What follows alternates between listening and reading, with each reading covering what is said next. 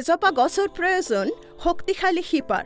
আৰু পোনে পোনে ডাঠি থিয় হ'বলৈ মজবুত বিল্ডিঙৰ প্ৰয়োজন এটা মজবুত আধাৰ একেদৰে এজন মানুহ ডাঙৰ হোৱাৰ লগে লগে সফল হোৱাৰ বাবে তাৰ লৰালিকালৰ পৰাই ভাল শিক্ষামূলক আধাৰৰ প্ৰয়োজন মহান ব্যক্তিসকলৰ জীৱনৰ ফালে ভুমুকি মাৰিলে দেখিব যে তেওঁলোকৰ সৰুৰে পৰাই ডাঙৰ হোৱাৰ বীজ বপন কৰা হৈছিল সফল হ'বলৈ গলে জ্ঞান থকা প্ৰয়োজন জ্ঞান শিক্ষাৰ পৰা প্ৰাপ্ত হয় শিক্ষা লাভ হয় ভাষা শিকাৰ মাধ্যমে এটা ভাষা আয়ত্ত কৰিবলৈ হলে সেই ভাষাৰ বৰ্ণমালা সম্পৰ্কে দক্ষ হোৱাটো প্ৰয়োজন দক্ষতা আহে যথেষ্ট অভ্যাসৰ পৰা অভ্যাসৰ বাবে এটা যন্ত্ৰৰ প্ৰয়োজন আৰু সেই যন্ত্ৰটো হ'ল অক্ষৰ অভ্যাস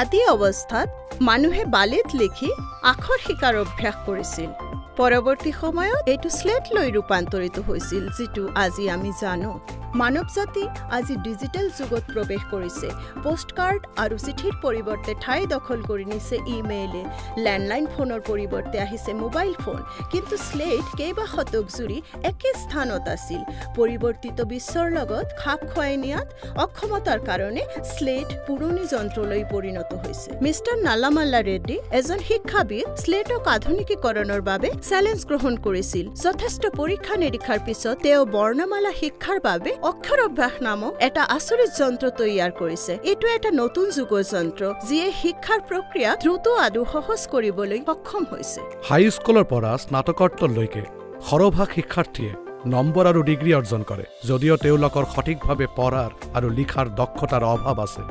আধাৰ ব্যতীত কোনো বিল্ডিং নিৰ্মাণ সম্ভৱ জানো তেনেহলে সেই বিল্ডিং যে কোনো দিন ভাঙি যাব পাৰে ভাষা হ'ল শিক্ষাৰ আধাৰ বৰ্ণমালা হ'ল ভাষাৰ আধাৰ বৰ্ণমালাৰ আখৰ অবিহনে কোনো ভাষা নহয় প্ৰাক প্ৰাথমিক পৰ্যায়ত যোগদানৰ প্ৰথম দিনৰ পৰাই 3 বছৰত নাৰ্সাৰী এলকেজি ইউকেজি বা প্ৰথম শ্ৰেণীত শিশুসকলে যোগদান কৰিলে প্ৰথমৰ পৰাই আখৰ শিকাৰ আধাৰ স্থাপন কৰি দিব লাগে আজি নিম্ন প্ৰেক্ষাপটৰ পৰা শিক্ষা অনাৰ আমাৰ প্ৰচেষ্টাত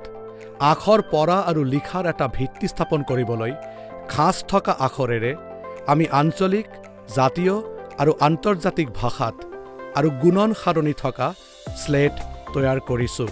এইবিলাক স্লেট বৰ্তমানৰ স্লেটৰ পৰা বেলেগ ধৰণৰ অভ্যাসে মানুহক নিখুঁত কৰি তোলে আমি সকলোৱে জানো যে অভ্যাসেই সফলতাৰ একমাত্ৰ উপায় পেন্সিলৰ সৈতে কণ কণ ল'ৰা ছোৱালীয়ে স্লেটৰ খাঁজত আখৰ অভ্যাস কৰিব পাৰে হেজাৰবাৰ পঢ়া আৰু লিখাৰ মাধ্যমে শিশুসকলে আখৰ লিখাৰ ক্ষেত্ৰত নিপুণতা অৰ্জন কৰে তেওঁলোকৰ মস্তিষ্কত সংৰক্ষণ কৰি সোনকালে আৰু ধুনীয়া কৰি লিখাৰ অভ্যাস কৰি তোলে কম্পিউটাৰৰ ভাষাত আখৰবিলাক হাৰ্ড ডিস্কত সঞ্চিত হয় আৰু প্ৰিণ্টাৰে দ্ৰুত আৰু সুন্দৰভাৱে সেয়া ছপাই দিয়ে এই স্লেট শিশুসকলক নিখুঁতভাৱে আখৰ পঢ়া আৰু লিখাত মজবুত আধাৰ গঢ়ি তোলে আৰু এই ক্ষেত্ৰত শিক্ষকসকল কেৱল তদাৰকী কৰিব লাগে প্ৰতিটো শিশুৰ স্লেটত শিক্ষকৰ দ্বাৰা চকেৰে আখৰ লিখাৰ মূল্যৱান সময় বাঁচি যায় এই স্লেটখন নেভাঙে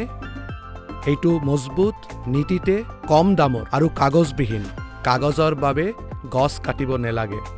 আখৰ পঢ়াৰ আৰু লিখাৰ আধাৰ স্থাপন কৰা হৈ গ'লে যিকোনোই সহজেই কিতাপ পঢ়িব পাৰে আখৰ নিখুঁত কৰাৰ পিছত অসমীয়া বৰ্ণমালা নামৰ এখন কিতাপ পঢ়াৰ আৰু অভ্যাস কৰাৰ বাবে বুনিয়াদী পুথি বুনিয়াদী কিতাপ ফাউণ্ডেশ্যন বুক অসমীয়া হিন্দী আৰু ইংৰাজী তিনিটা ভাষাত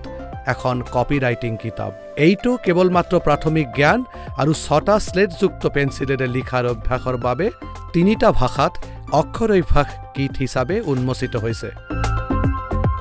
অক্ষৰ অভ্যাস শিকিবলৈ পঢ়িবলৈ আৰু লিখিবলৈ ব্যৱহাৰ কৰা এটা স্মাৰ্ট উপায়